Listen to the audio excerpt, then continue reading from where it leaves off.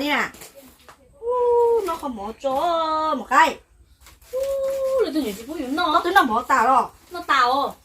Cú tôm nó giờ. Có nào bỏ xóa chi. Nó mà khó xa, tôi sao có dùng mua xí nữa. Đã luôn. Nó mà khóa chặt tay kia nó tụi nó rõ nè. Ủa mẹ, thì tôi cũng nó của chúng nó tàu.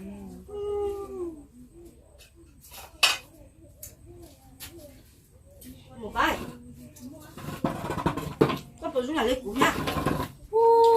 Con nó ra để con thằng là nó ta có một chúa. Chả cú. Đi nội trong nhà chị cha. Ở trường hiện có sư mò, chả có một nó nè. Con này. Cái sáng kẹp của sáng thế một cái. Chả cú đi nó theo sáng tôi tập phải chơi. Nó phải chơi nó thì nó chơi tàu béo thì nó tôm nó câu liều. Ô, tại ô, hôm nào tôi đặt ai hồi bà thiết cây sùn rồi. Để hắn rồi. Có một tầm bò nữa. Có một thằng bò nữa. Nó nấu cho là quẩn đó. Mò bóng ngon mà. Nó làm mò nó cho lấy cho nó đúng vào. Ô, có bởi có mò có họ tôi mà có cú hay có nó đá cha có nó đâu cha vậy. Ôi dồi. Để có tiếng tụi nó nè. Dù nó chơi một ô chưa. Chắc họ nói chơi hay cái dòng hình nó thôi mà. Tụi lo chỉ non tàu tụi rồi lại tụi rồi nó tàu lá lời lỗ còn đã chạy này chúng nó có gì chỉ mà thôi. Mà còn nhớ ơi nữa à. Mà nhớ mà chứ. Con này còn Nó đó. cũng mua xin lo bỏ mà cái nhóm được trong nha. Cái gì mà chỉ cả này rồi hay chờ. Mà cả mà không có bộ môn nữa thì cả hết chứ. Em mua hay chờ đó. Có mùa có hai lần chỉ cả nó chơi có sản xuất ra chỉ còn nó chơi có đây là như cái gì lo kia. Lên một lúc mà cũng tệ có mà tốt cho ấy. Nó có đây mà tốt hay mà. Tôi chỉ cũng hay thế mà cả cho giỏi mà chỉ cả thế mà như vậy. Đó. Có nhớ tôi lọt trẻ á, chẳng biết cũng nhớ lọt chụp cổ với con ma ơ. Không nó. Thì có.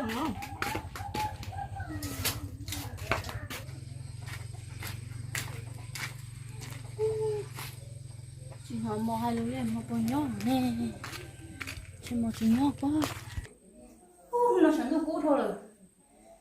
Chúa chị chơi nó chỉ chơi. Chẳng này. Chạy cũ sắp tới đó.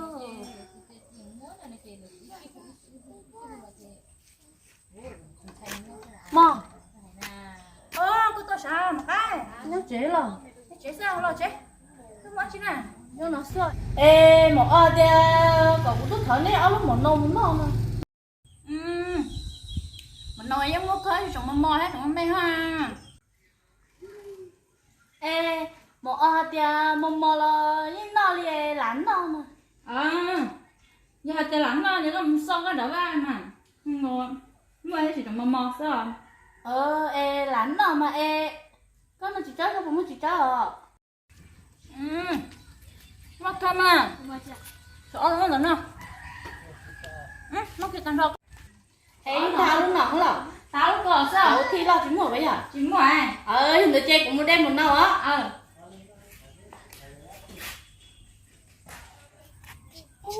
Chẳng nên một món để lúc nói cho nó chả tới chỉ thuộc của nhà nè cho một ớt này của nhà lấy rồi cả liêm á thó chê lúc nó rồi cả liêm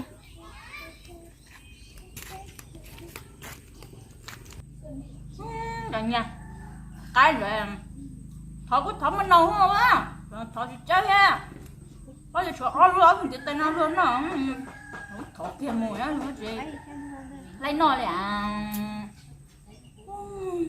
có liếm mà cái rồi là chỉ muốn nồi là không khí ha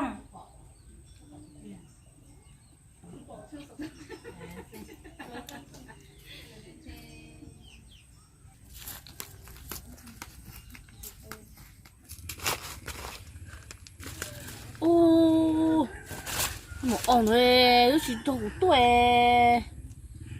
nó tụ bỏ nó chỉ cho một tuổi mà chỉ cho một tuổi hay cũng được bỏ nó cho một nâu chá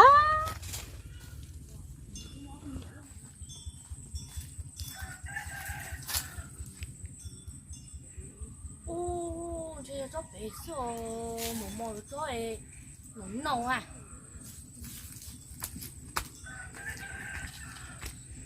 cô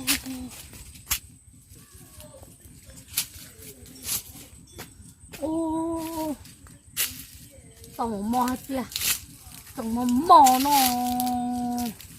tao một mò tiêu một đuôi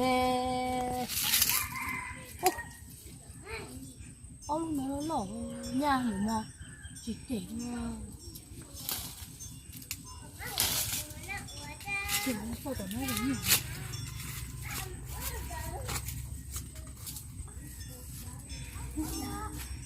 cái này một món tôi mua đây cả cái tiền nó tới yêu xe mua chỗ nào tiền đến đây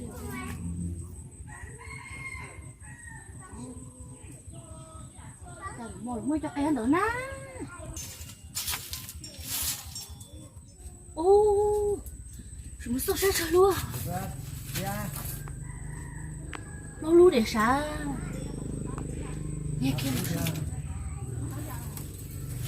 nó xì mai của tí một thôi một mò cho mình nấu nọ e cũng nghe chừng một mò ít có thì của tôi lỗ va chè nhà sức mà đi mà hay một ổi ấy tôi rõ nhái tôi nghe kia xưa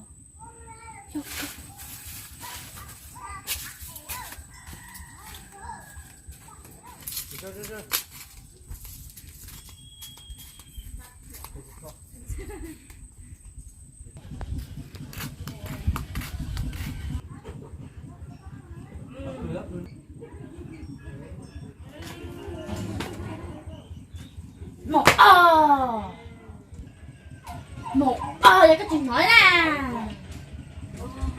có sao nổi giá chứ nè có một chút rồi ô chào tôi lão chỉ chơi thế cũng tò mò mà mong mốc bút của là ô chứ có gì đó không có gì cũng nhà chị tao lo rồi nhà chị tao lo đi kiểu nó ơi hả chứ mua là chơi rồi nè thấy chưa có một cái theo lâu cái chỉ cũng sao đó một thở lâu có một cũng sao ôi mày có tôi muốn rồi nhưng mà là tôi thiệt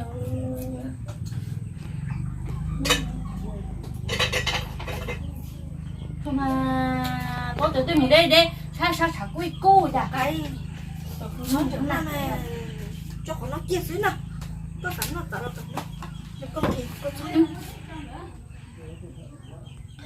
thì nó có thế chứ nó có chứ ôi nó có một tệ thì khó chứ nó một cái thì có thỏ chỉ chơi cái gì thỏ bé lúc còn xuân nhà bé là à thỏ luôn thế nào ôi yo em một mò rồi chứ mò nó tan thỏ luôn này chứ giờ một mò mua được của thế lái nó của người lôi nhá của người trương khi cả lưỡng nữa em lôi em người trương khi đó trương khi sự người lôi của người trương khi na của người trương khi đấy chỉ cho nó người khi của người một trò của người chúng trò của người trương khi ơi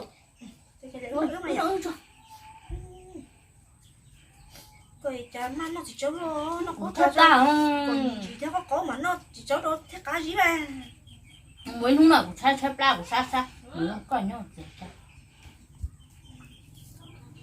nó số lúc này cũng này lo mà ba tia trồng nó mò đó cá cơm cái của hai tia mà mò là ứ lạnh nó này mà mò thích cào mà thế con luôn nó kêu cong ôi tôi cũng nói thế nào như mà thế như nó như mà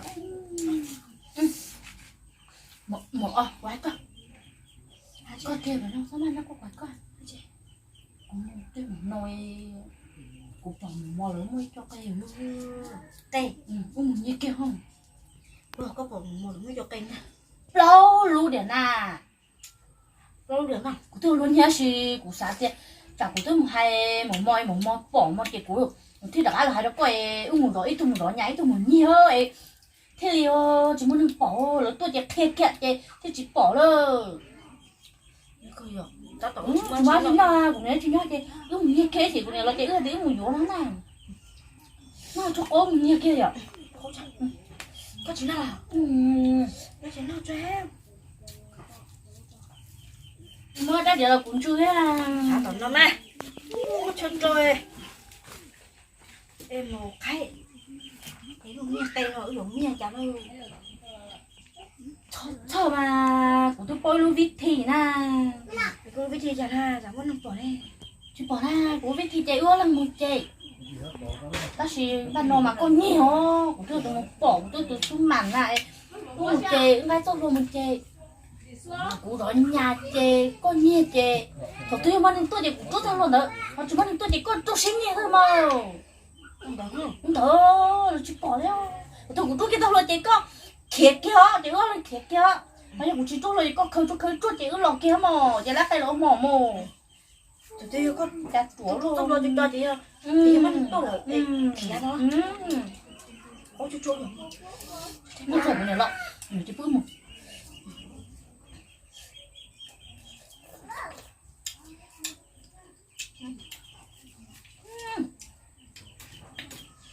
Tôi có hả liêu các người rồi tôi mà lo lắm rồi hết rồi chứ chỉ tôi ít hết rồi nó Sợ em mà nó thì có nó thì cao chỗ nó lối eo. nhiều em lớn ta để cho một món hoa kìa một món thì tóc áo nó Mà đang chỗ mà nó thì cao chỗ lo mà eo nó tổ lên. Nó cũng một tổ món cái đủ một chỉ sản cả thôi nhở tôi chúa. chúa chỉ mà chúng em mẹ áo em quá tia tổ tươi một món chỉ nói thì nhiều không khó một món chỉ gì cả nè mà tia ê trong mắm mò nó hay của tia mắm mò là lắm nó mà thì là cả thôi nó chúa mà có chuyện nào Nó cũng làm gì có nè nó chuyện nó không có gì đó là bỏ mua cả khả năng của chị.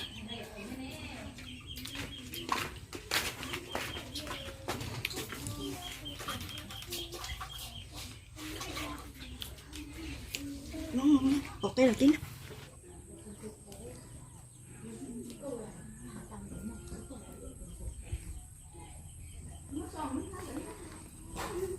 Tôi đã mua được bọc. Thế chứ, nó có chính rồi.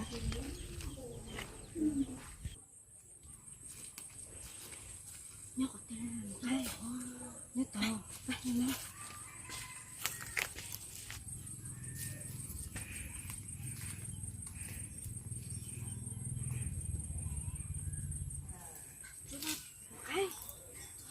Trời lên một món bự rồi chạy sao nó chạy lúc rệt cái những đồ xuất tiền chạy Có báo con đây này. đó nè lúc rệt cái đó nó nè Chứ còn phải bố sao? nó nè cái đó nó nè Rồi, đây thế sao? Mất chơi mua có kilo của nó nhà thôi hả chả cho nó tốt bỏ.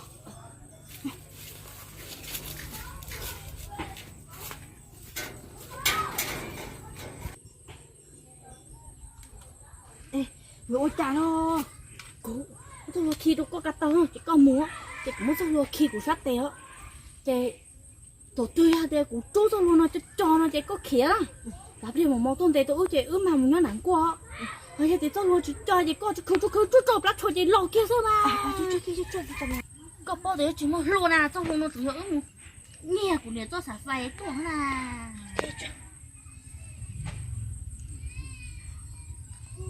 có khi để nó nào cho một tóc bộ có phải nó tôi chỉ có chủ nó thiết bao à chúng nó cho hai lửa tôi thích khéo đây nè như có ta cái chỗ nó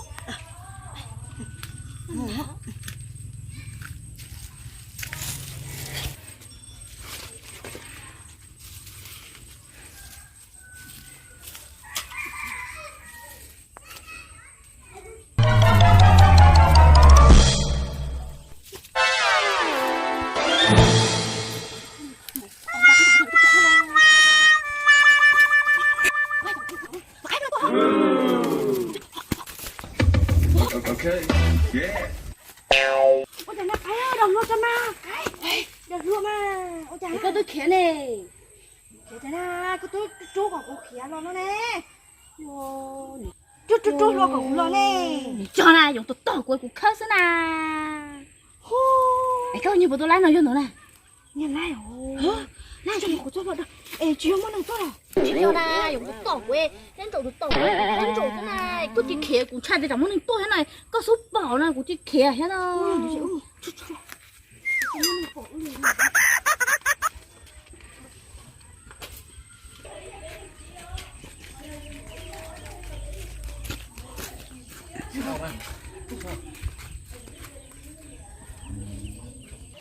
Sao đủ. nó được ai kia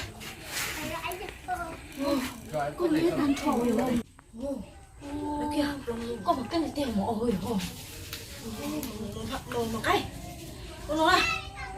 Đúng nhặt đây là sao của chị. Con muốn cho thằng quá. Thằng ế. như này là tông lòi hông Mình sẽ nói thế tông tao mà. Nhà lo cho chẳng nó đỡ nay khỏi nha.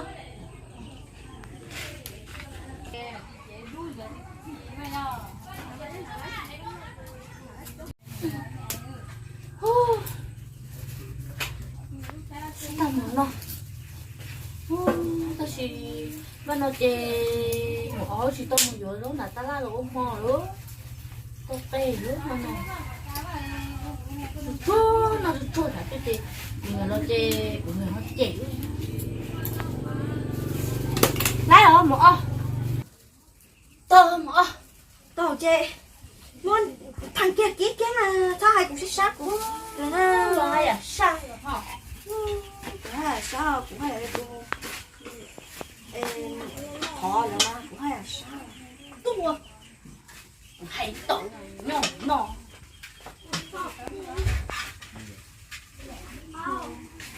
cái lúc cây này cô vô là chúng nó chỉ có lá cây nó nhiều cây kỳ luôn lâu rồi chế nó chốt lá không có tiền theo năm một cái à ủa mà nó có tu nè thằng chúa đi cái nó có cái nhau ở chỗ ở món nọ nè cho kêu cho chị thằng kia thế nè tôi chỉ muốn trò nè cho một cái vậy tôi chỉ muốn trò nè cho tại vì nó tức với kho chọn nên được cái na trẻ khiên sau khi chú tay con mà chạy nông sơ cho tụi nó ấy chỉ bón cho tay con đi đồ tôi chỉ là quấy nhục đùa rồi nè chỉ nó tăng cổ ấy luôn từ tôi sao rồi xích chim nó chỉ một mòn bao cái thầu nhà du lấy cũng lo chứ biết mua cái non đầu thế nào hay à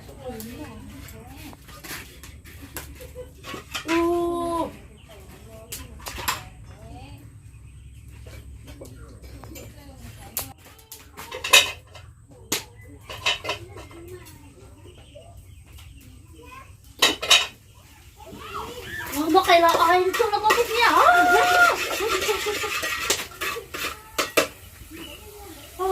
để cái này tiếp tục này thôi của đến thì chết rồi cho cha nhà chỉ mất thì khẩu cho lên na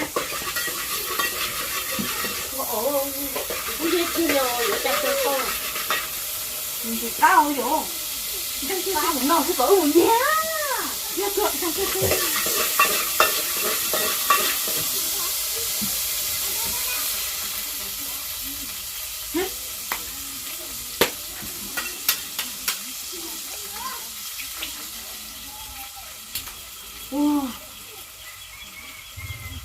của chị luôn con nhỉ? chơi lo nhẹ thắm hơn lo Chị chơi luôn đó. Không hay à? nhẹ có một cái té hơi nhẹ mình chạy tao một non cho rồi nó nút rồi nhỉ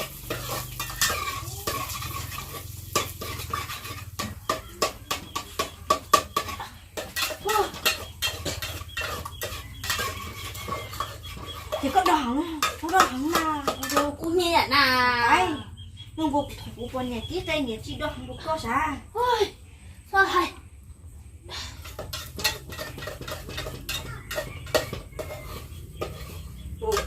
rồi cũng nhiều nấu tay luôn thì dọc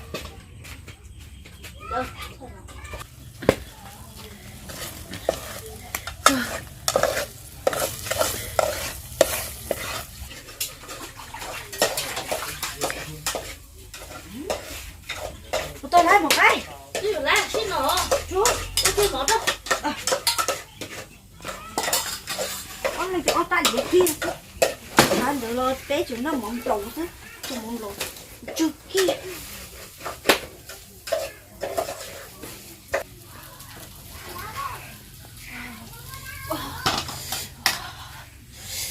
ô cú thổ hello cái món ra điện nó tiêu rồi ha nó tải vào mà hay cái bị nó là cú này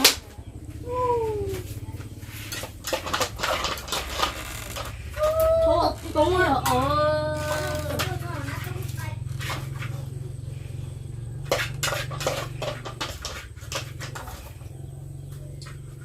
thôi cũng khi đi rồi nó không đi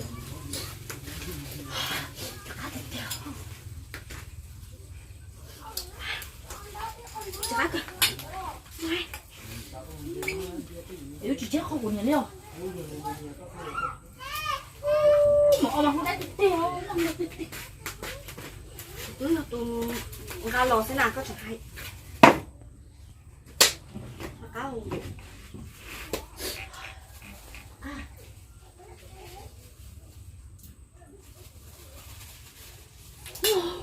cũng khổ mình tôi một cái nhé mỏ nếu nó chỉ nên xin thầy chủ này nè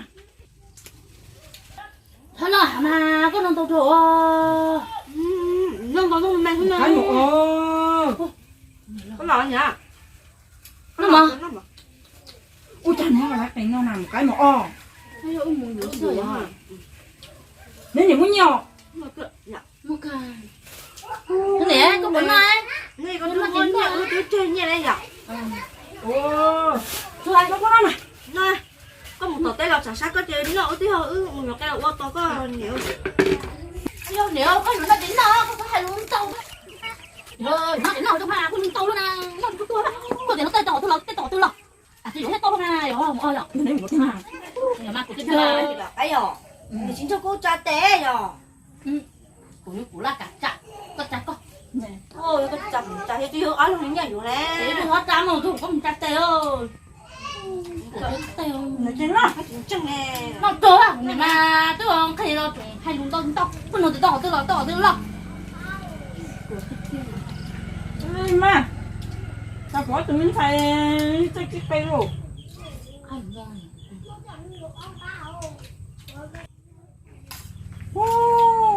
chà cái ôi chà không nói mà ông ấy sẽ không có gì nên những cái bên nó ôi này dù sáng nay số nhiều cái này nhiều không đi chị không bên nó tao nó có lố biểu nhưng mà tôi tiêu rồi à chứ có số mà nhiều lo tiền không có điều nào nhiều cá mua tôi sao ở chỉ có số mà mẹ cái mẹ chả không chuẩn không mẹ cưng cưng gì của nó này tôi chú ấy giờ chỉ này cho qua cái nhưng nó có bên nó thế này nhưng này một cái đồ nó nhiều cái gì vậy có hai chứ có đang chạy theo muốn nhiều chỉ có mà ừ bỏ lọt cái mà nó lo cái này có thể không có tham ứng thì tôi sao thì muốn phải rồi nhưng mà phải đúng sai chứ rồi không phải như này mà chỉ giao thương mà nhỉ thì nó tôi sao mà mua thấp rồi rồi tao chơi là tao chơi con đi mà ủa như này hại cho chơi cũng cá cươi rồi ngon chưa nữa khỏi đâu không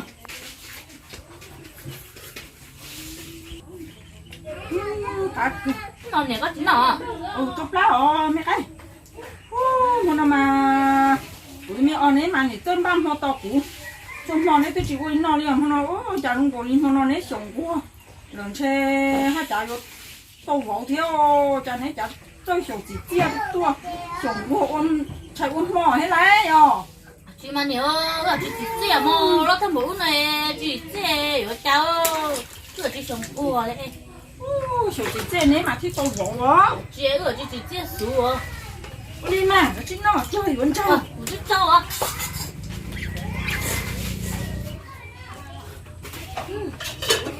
để khai chi miệng mà nhớ cái chị thằng mua liều tôi còn tay liều 우리 만나나 만져. giờ chị muốn đặt đây có một bự sao 우리야. chị cứ mua tiền ra liều